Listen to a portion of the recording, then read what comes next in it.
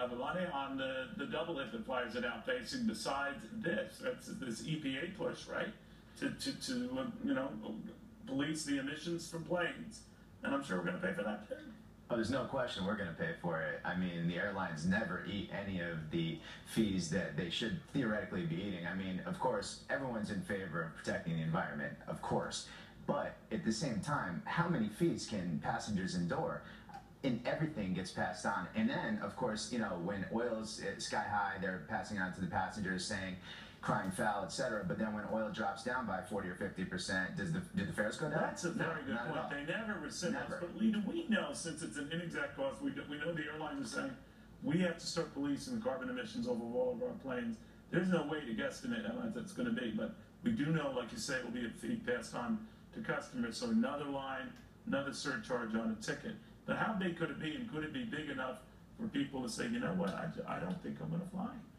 I don't think it's going to be that big. I don't think it's going to shock people like crazy. I think that a couple bucks here and there, people is just kind of negligible, and people don't really pay attention to it. Or there might be outrage when it hits the headlines, and then people just kind of forget about it. Because they do deal with it, right? And this is where these guys are making money end of this, right?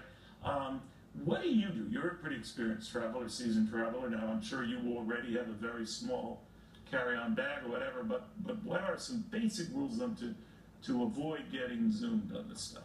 Well, number one, I never check a bag. I understand not everybody travels as light as I do, but at the same time, this will cause you to rethink what you're doing.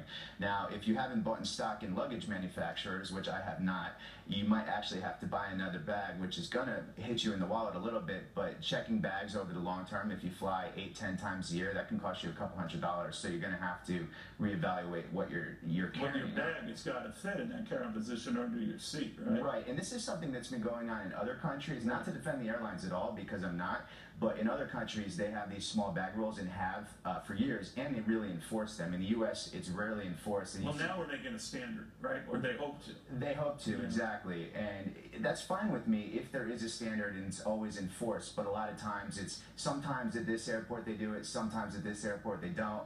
So just have a uniform standard and I'd be okay with it. All right, what if you're traveling 2 weeks somewhere and just take the same tiny bag, wear the same clothes again and again and again, fly commando as I have, and scared some passengers on a plane? What do you do?